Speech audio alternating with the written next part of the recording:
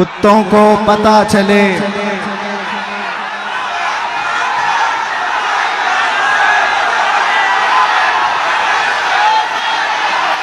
लब्बैक या रसूल अल्लाह, लब्बैक लब्बैक लब्बैक या रसूल अल्लाह, लब्बैक लब्बैक लब्बैक या रसूल अल्लाह, लब्बैक लब्बैक लब्बैक या रसूल अल्लाह।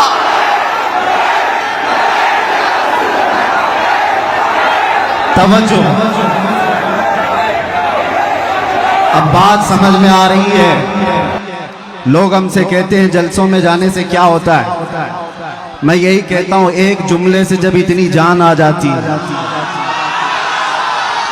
एक जुमले से जब इतनी जान आ जाती है, तो इसीलिए हमारी पूरी तकरीरों पर पाबंदी भी लगती है कि इसे ज्यादा बोलने ना दो, वरना फिर जो बरसों से बिस्तर पे पड़े हुए हैं वो लूले लंगड़े भी खड़े हो जाएंगे। मैं ये अपनी तारीफ में नहीं कहता, यहाँ पर मुझे पता है हर तरह के डिपार्टमेंट के लोग भी आए होंगे, सब जगह होते हैं, खुफिया तरीके से भी हमारी सारी रिकॉर्डिंग करने वाले, मुझे सब पता है, मैं होशो हवास में बोलता हूँ।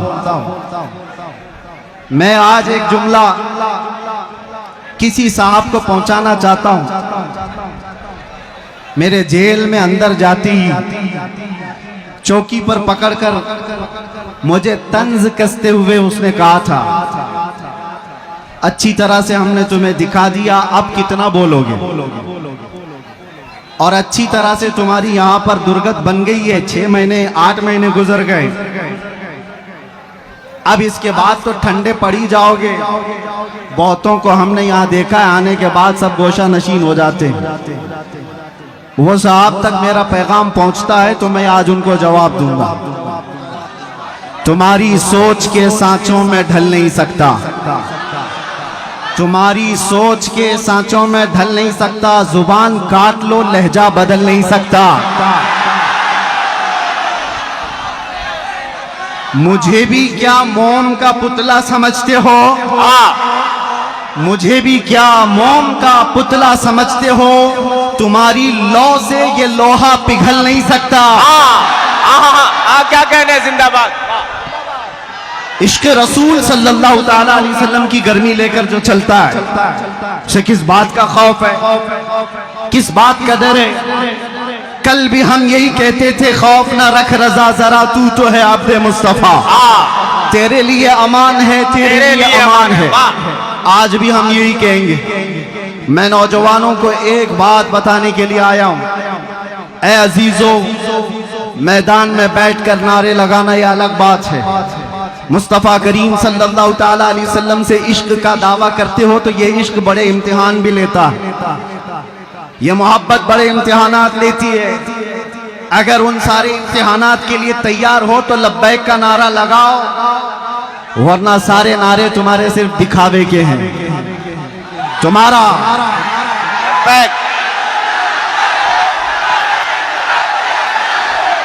लब्बैक लब्बैक लब्बैक या रसूल अल्लाह, लब्बैक लब्बैक लब्बैक या रसूल अल्लाह, लब्बैक लब्बैक लब्बैक या रसूल अल्लाह।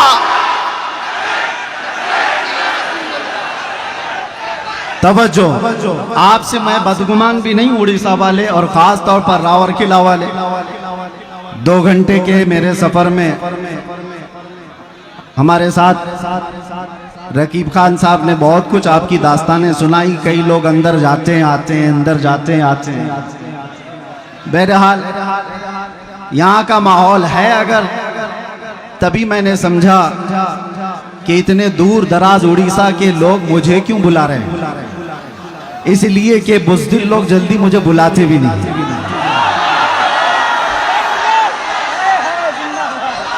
मेरे भाई, स्टेज पे बैठने से भी कई लोग कतराते हैं, वो अलग बात है।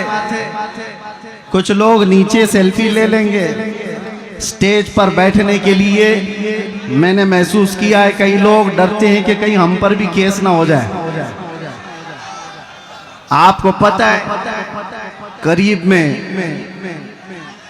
1.5 साल पहले की बात है, उत्तर प्रदेश में एक मौलाना साहब हमारे साथ बैठे, लब्बैक लब्बैक लब्बैक कह रहे थे।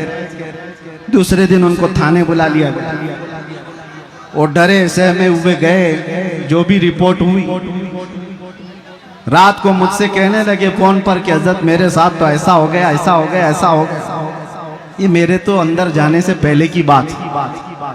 मैंने उनसे कहा था मौलाना अभी शर्मिंदगी किस बात की, थाने बुलाया गया तो फख्र करो, चोरी पे नहीं बुलाया गया, अपने नबी के नाम पर बुलाया गया है।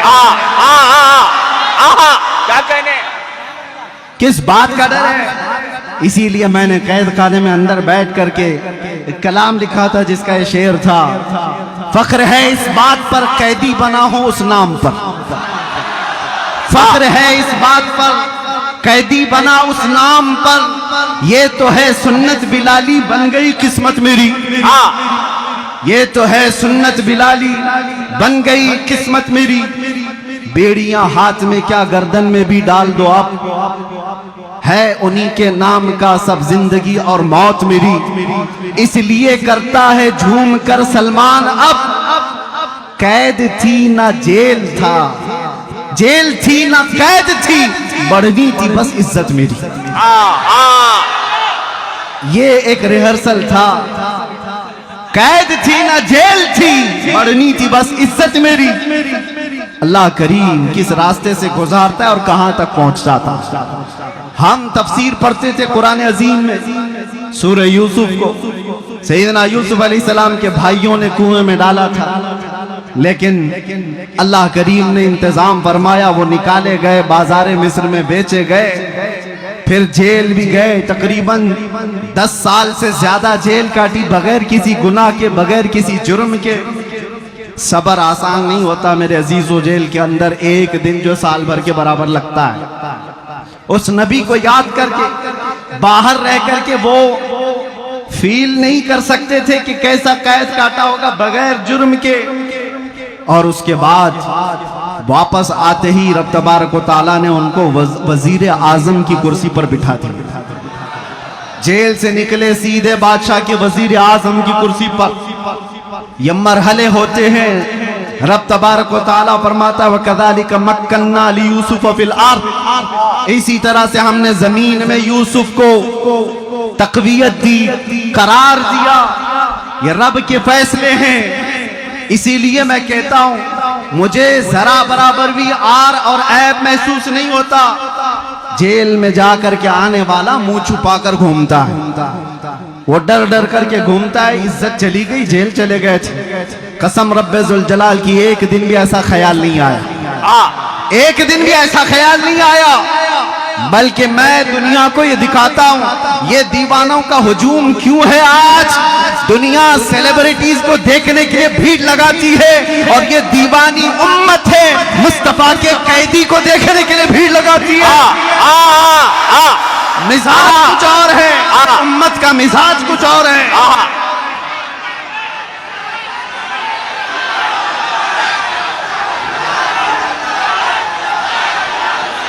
इसलिए बात मैं हमेशा कहता हूं, उनकी बात करो, हर दिल पे राज करो। इस उम्मत का मिजाज अलग है। यहां सिर्फ चमकने वाले चेहरे और लाली पाउडर के दीवाने ही नहीं मिलते। हो सकता है हमारे जवान थोड़े इंटरटेनमेंट के चक्कर में ग्लिमर की दुनिया के पीछे भाग जाते होंगे, लेकिन इनका दिल चीर करके देखो तो इस ग्लिमर को ये किसी न किसी दिन लात मारते हैं और फिर ये कहते हैं अपना सब कुछ गुंबद खजरा कल भी था और आज भी है। मेरे नबी से मेरा रिश्ता कल भी था और बस इस ईमान की बका मैं चाहता हूं मेरे अजीजों, तुम्हारे सीने में ये धड़कन बाकी रहे, ये इश्क़ मुस्तफा की लौ जलती रहे और तुम्हारी जिंदगी इसी तरह बरकरार रहेगी। 1000 मीटिंगें करने दो खुफिया तरीके से तुम्हें मिटाने के लिए, इस्लाम को खत्म करने के लिए बड़े बड़े मंसूबे बनाने दो, तंजीमें बनाने दो, सारी तैयारियां कर लेने दो, हथियार खरीद लेने दो, सब चीजें हो जाने दो, लेकिन एक बात याद रखना, इश्क मुस्तफ़ा सल्लल्लाहु ताला अलैहि वसल्लम की गर्मी राई के दाने के बराबर भी तुम्हारे सीनों के अंदर मौजूद होगी तो सारी दुनिया की ताकत मिलकर के भी तुम्हारा चेहरा देखने की हिम्मत नहीं कर सकेगी। क्या कहने हैं, जिंदाबाद। ताब नहीं ला सकेगी। इसीलिए तो इकबाल ने कहा था, टल न सकते थे जंग में अगर अड़ जाते थे, पांव शेरों के भी मैदान से उखड़ जाते थे, हक से सरकश हुआ कोई तो बिगड़ जाते थे, अरे तेग क्या चीज है हम तोप से भी लड़ जाते थे। ये हमारे आबा व अजदाद का शिवरा है, हमारे बुजुर्गों की जो असलाफ का तरीक़ेकार रहा है वो आपके सामने रख रहा हूं। आपको मैं मेरी पूरी तकरीरें छानबीन करके निकाल लूं। वैसे तो आपसे ज्यादा तो गुजरात वालों ने निकाला है। मेरे ख्याल से रोजाना सुबह से शाम तक तकरीरी सुनते थे, हमारी सुनते सुनते निकाले इसमें से कुछ तो निकाले।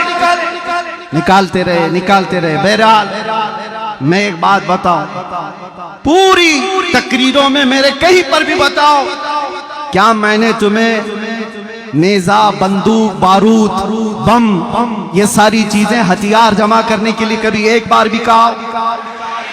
ला करके दिखाओ।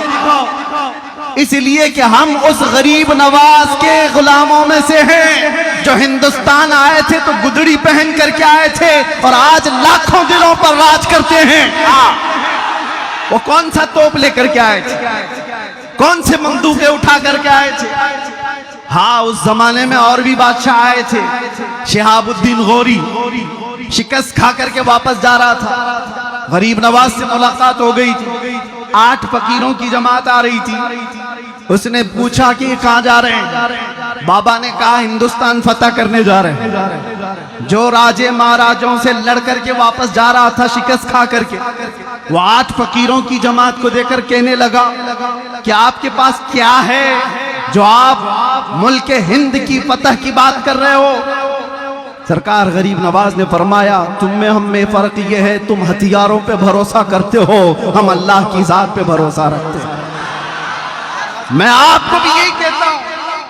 मैंने अपनी तकरीरों में कहीं कोई चीज जमा करने के लिए नहीं कहा, अरे मियां ब्लेड भी रखोगे तो आतंकवादी कहलाओगे। हमारा तो हाल यही है, और प्लास्टिक की चाकू भी रखोगे तो कल न्यूज में आ जाएगा, कल खबर बन जाएगी कि तुम्हारे पास फला चीजें थी। मैं इन तमाम बातों की तरफ नहीं तुम्हें ले जाना चाहता। बस एक बात है जो तुम्हें जमीन से उठाकर आसमान तक ले जाती है। वो बात क्या है? कि मोहम्मद से वफा तूने, कि मोहम्मद से वफा तूने, तो हम तेरे हैं, ये जहां चीज है क्या? लाहो कलम तेरे। अहले बैत अतहार की बात है यहां पर। आज मैं आपके सामने बताऊं, यह आपका जलसा जो हर साल मुहर्रमुल हराम में फजाइल अहले बैत पर किया जाता है। कौन है वो अहले बैत? हुजूर पाक सल्लल्लाहु ताला अलैहि वसल्लम का वो घराना जिनकी अजमत की आज हम कस्में उठाते हैं, जिनकी पाकी और बुजुर्गी की बातें आज हम करते हैं। लेकिन क्या कभी आपने ये देखा कि उनकी कुर्बानियां कितनी? अहले बैत में से मौला अली करमल्लाहु वजहुल करीम शहीद हैं, बड़े बेटे इमाम हसन शहीद हैं, दूसरे बेटे इमाम हुसैन शहीद हैं। नीचे नस्ल में आओ, ज़ैद इब्न अली शहीद हैं। सब जुल्मन शहीद किए हुए लोग हैं। अहले बैत का पूरा घराना इस्लाम के लिए कुर्बान हुआ है। अहले बैत का तज़किरा करने से पहले होश और हवास के साथ आपसे मैं कहना चाहता हूं, दिल में अगर हिम्मत है, जिगर है, तो ये सुनो और उनका नाम लो, वरना बुज़दिलों को ये ज़ेब नहीं देता करबला की दास्तान सुनना और सुनाना। बुज़दिलों का शिवा नहीं है ये। करबला रोने धोने और मातम करने के लिए नहीं सुनाए जाते। करबला इसलिए सुनाए जाते हैं कि बुझे हुए दिलों में ईमान ताजा हो जाए, 80 साल का बूढ़ा 25 साल का जवान लगने लगे, उसके अंदर जज्बा हो हक के साथ खड़े होने का और बातिल से डटकर मुकाबला करने का। यही अहले बैत अतहार का मैसेज है हर जमाने में। मेरे अजीजों, मैं चंद मिसालें आपको दूं। सैयदना अली मुर्तदा रज़ियल्लाहु ताला अन्हु को जुल्मन शहीद किया गया कि नहीं? मस्जिद में शहीद किया गया। आपके बड़े बेटे सैयदना इमाम हसन मुज्तबा रज़ियल्लाहु ताला अन्हु किस बात पर? जहर देकर के शहीद किया गया है। एक बार नहीं 5 बार जहर दिया गया था। इमाम हसन की अंतड़ियां कट करके मुंह से बाहर आती थी। ये रसूलुल्लाह के नवासे की बात कर रहा हूं। और मेरे आका सल्लल्लाहु ताला अलैहि वसल्लम के दूसरे नवासे सैयदना इमाम हुसैन, उनका वाकया तो पूरी दुनिया भर में ऐसा मशहूर है जैसे सूरज की रोशनी मशहूर है। उम्मत मुस्लिमा क्या, दूसरे गैर मज़ाहिब वाले भी जानते हैं इमाम हुसैन की शहादत को। 22,000 का लश्कर 82 लोगों से कैसे लड़ रहा था। भूखा और प्यासा रख करके उनको तड़पाया जा रहा था। एक एक बच्चे को शहीद करके, अरे 6 महीने के बच्चों को भी नहीं छोड़ा गया। ये शहादत के वाकयात सुने हो कि नहीं सुने हो? ये अहले बैत की कुर्बानियां मैं तुम्हारे सामने रख रहा हूं। वो इसलिए रख रहा हूं कि अहले बैत का नाम लेते हो तो फिर घर में गर्म रोटियां और मुर्ग खा करके दीन की बात करना, ये अहले बैत की मोहब्बत नहीं। तुमसे कुर्बानियां मांगी जाएंगी। अगर तुम सच्चे मुहिब्बे अहले बैत हो, हर जमाने के यजीद के साथ लड़ने की ताकत भी होनी चाहिए। हर फितनों के बादशाह से मुकाबला करने की ताकत होनी चाहिए। आपको पता है इमाम हुसैन मुज्तबा रज़ियल्लाहु ताला अन्हु अपने जवान बेटों के साथ शहीद हुए हैं करबला के मैदान में। बचा कौन था? सिर्फ इमाम ज़ैनुल आबिदीन बेटों।